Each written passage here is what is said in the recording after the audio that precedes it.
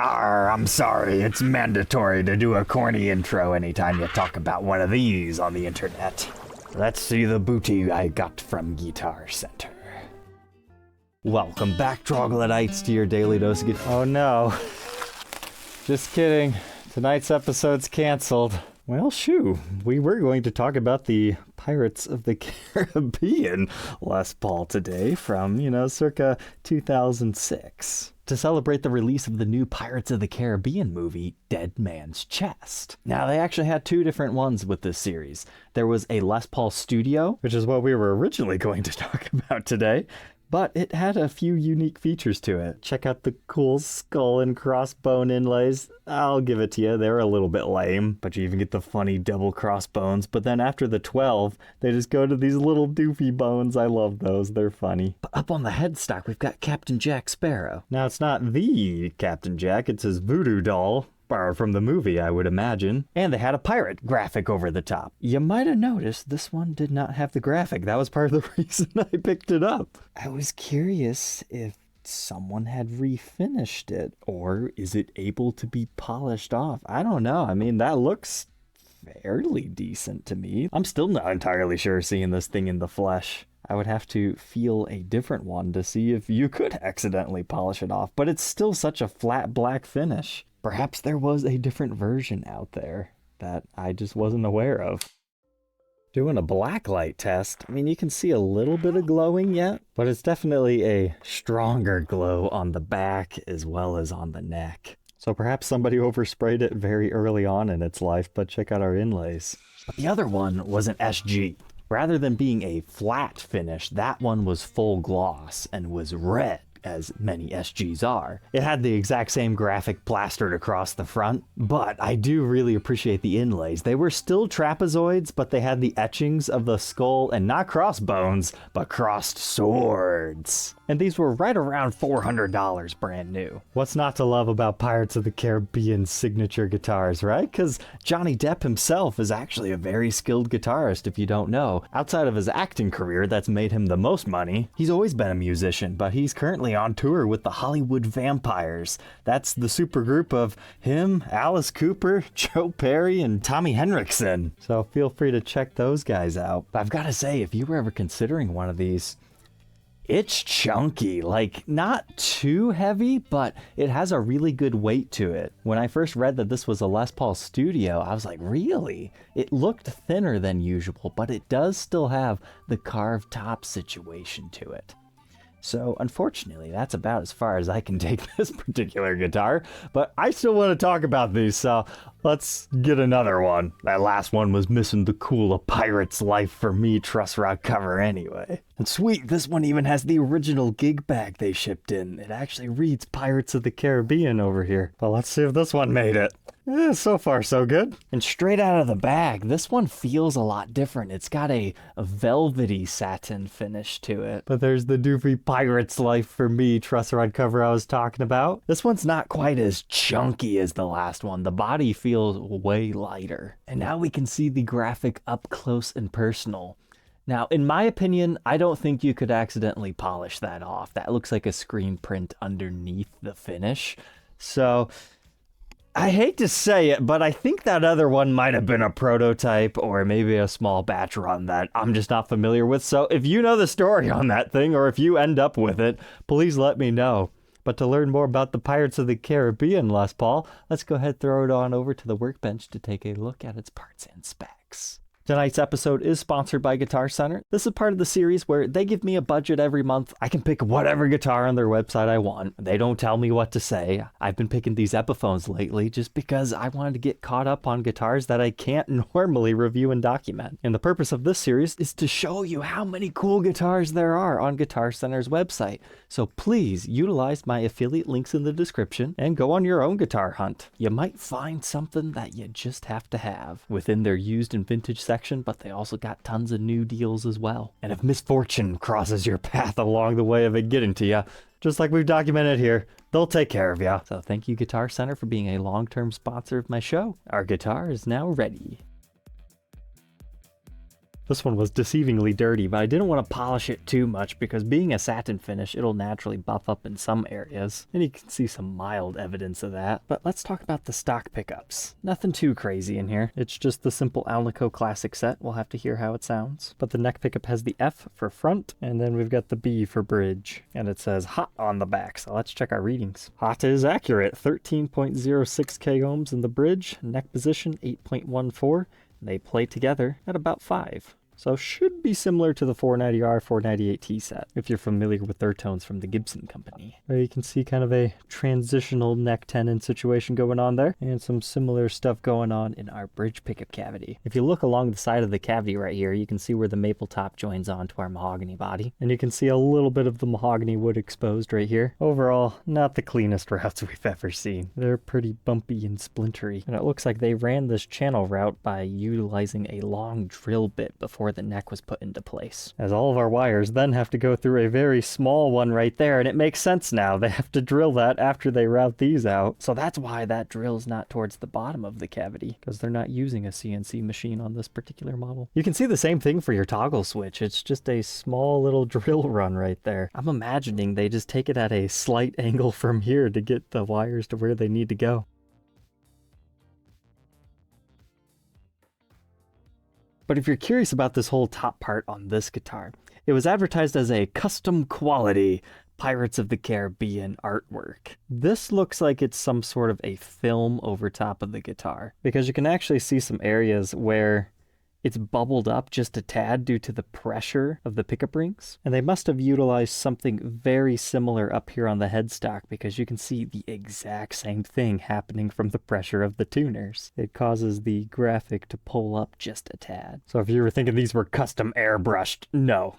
Not at this price. So here's a look at our Epiphone style bridge, branded B2 on the back. It's got the bushings within the body, and we have a full weight black tailpiece. And as far as our controls, it's just your regular speed knobs. They all have a fairly even feel to them. No push-pull, push-push pots, anything fancy like that. Just 2 volumes and 2 tones, 1 for each pickup.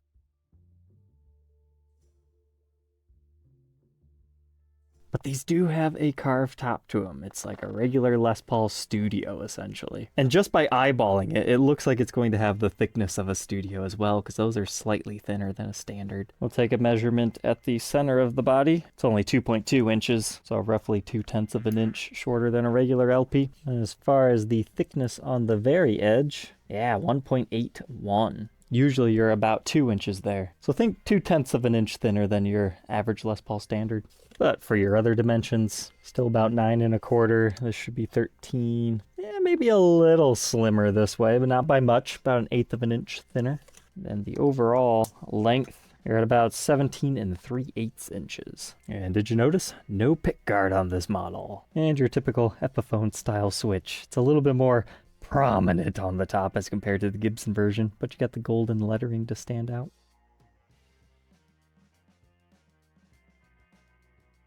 Moving on from our mahogany body maple top, we've got a set mahogany neck with a rosewood fretboard. The strings were just too far gone, so I ripped them off. I'll replace those, and I polished the frets up. Gave this board a nice condition so we can take a look at these guys. They're a little bit cheesy, but I mean, when you got a giant graphic of a skull and a voodoo child up on the face of your headstock, I mean, you might as well go all out. I just love the fact that they just decided those are going to get too small and tricky to do. Let's just do tiny little bones. Something I do notice, it looks like they chamfer the edge of the fretboard, just right at the edge. It's not like the entire neck, like they roll the complete edges. It's just right before the ledge of the fretboard.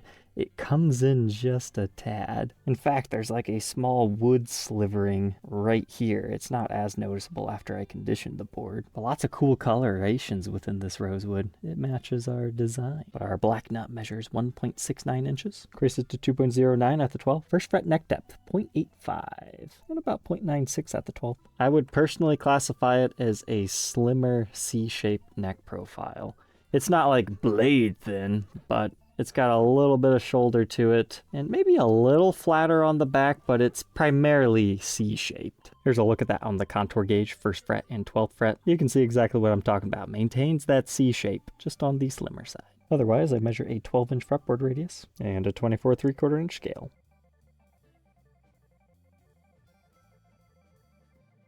Now let's move on to our headstock. We already took a quick peek earlier. I like the aging to the Epiphone logo.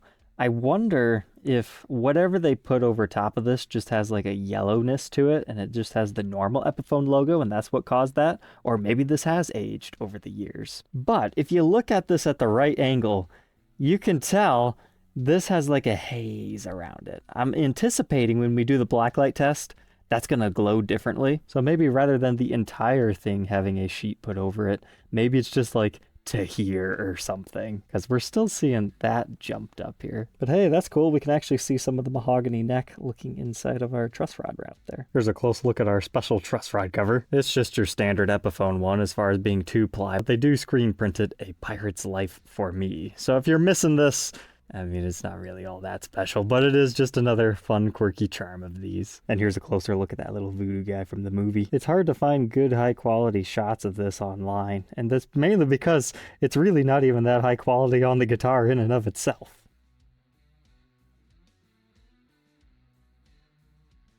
But there was one more thing I wanted to point out. Right here by the skull eye, you can see there's like a contamination or something. I'm not sure what these are. Perhaps it's a small bubble within the graphic, but I was unsuccessful in cleaning that off. But it's not always immediately obvious.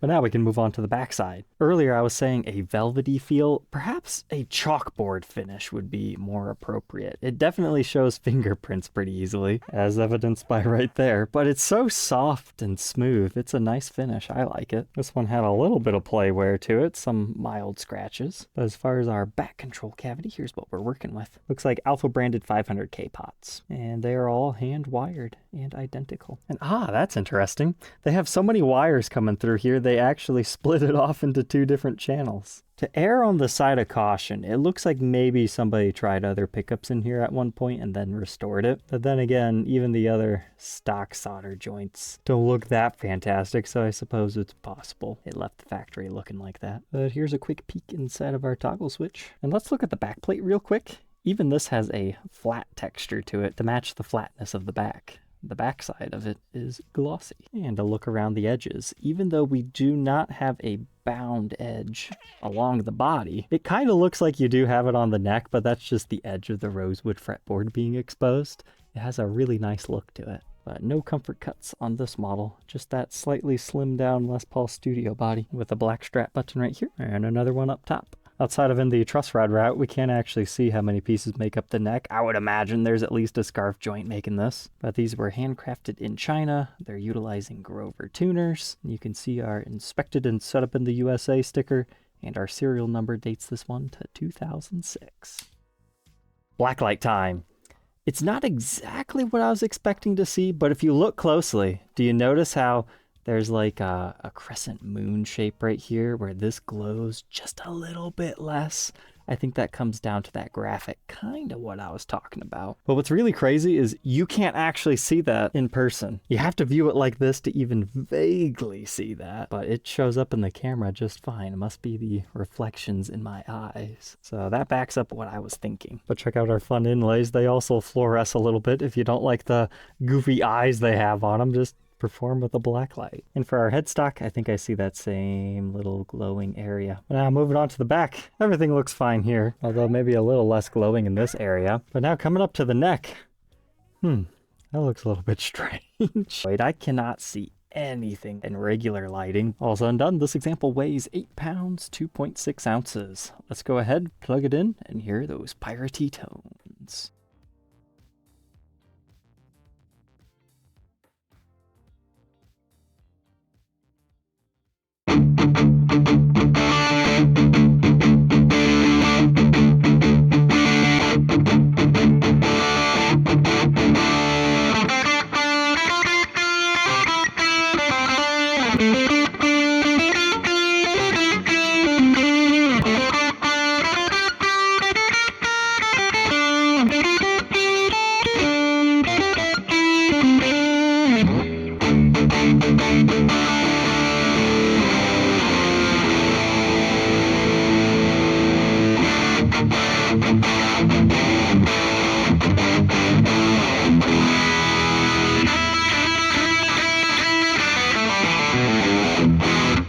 got some pretty decent tones in there. Nice rocker.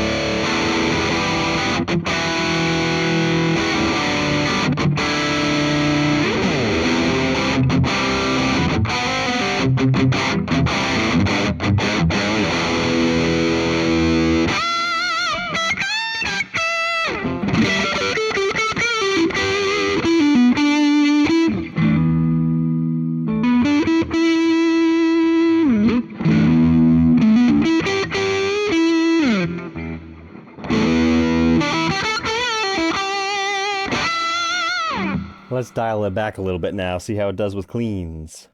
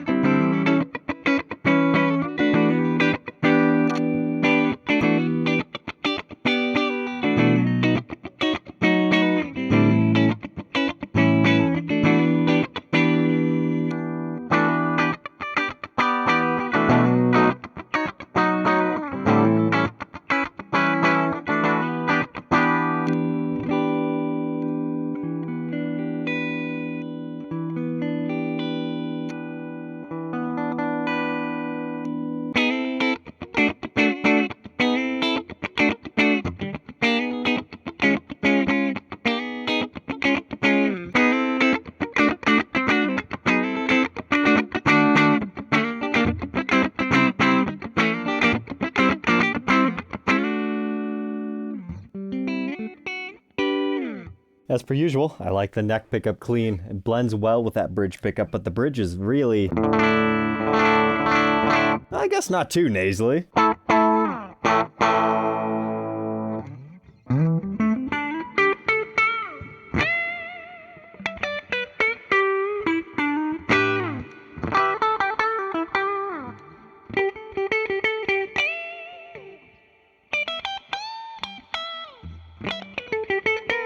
In fact, I might even prefer the middle position on this.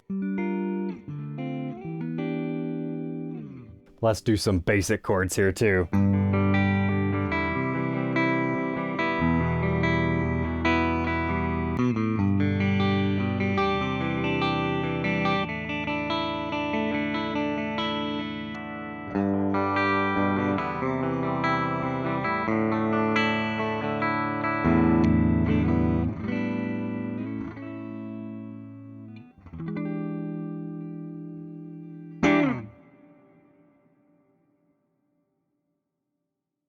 So there we go, the Pirates of the Caribbean Epiphone Les Paul. What are my final thoughts on this? Would I ultimately suggest it? I think it comes down to what price point you can get one of these things at. If it's around 500 bucks, I think that's a fair premium to pay for an older movie promo guitar of a very, very incredibly popular series. Now, as far as the cosmetics, just a guitar, yeah, the skull and crossbones is a little bit cliche, but at least this one has a reason to be the way it is. It's not just general pirates, it's tied to a very popular franchise. So you'll even have non-guitar players maybe being interested in hanging one of these up in their man cave. So if you happen to fall into that camp, I hope this video helps you make an informed decision of what kind of a guitar you have here. Is it the highest end Epiphone and or Les Paul you could buy? No, but it really sounds pretty decent for the price point that it was initially offered at. Although when you start paying $1,000 for something like this, nah, there's definitely better values out there when it comes to just buying a Les Paul and not a collectible. But what did you guys think of the tones? In the room, I was plenty pleased. I mean, is there a little bit of a room of improvement for things like intonation and some mild string buzzes? Sure, but it was completely playable as it shipped from the factory. But alright, Troglodytes, I hope you enjoyed tonight's episode. Don't forget to visit our sponsor, Guitar Center. You can go on your own guitar hunt. Because, let's face it, I really only look at their Epiphones and Gibsons because that's what I know. So if you're into Fender, Jackson, Charvel, any of those other brands, it's undiscovered territory. You never know what they will pull in. So I definitely suggest checking them out daily if you can, just on their newest listings. Because you got to remember, Guitar Center has stores all across America, and they list them on their main website. And I would tell you that advice even if tonight's episode wasn't sponsored. But alright, Troglodytes, I hope you enjoyed, and we'll catch you tomorrow on the next one. Yarr!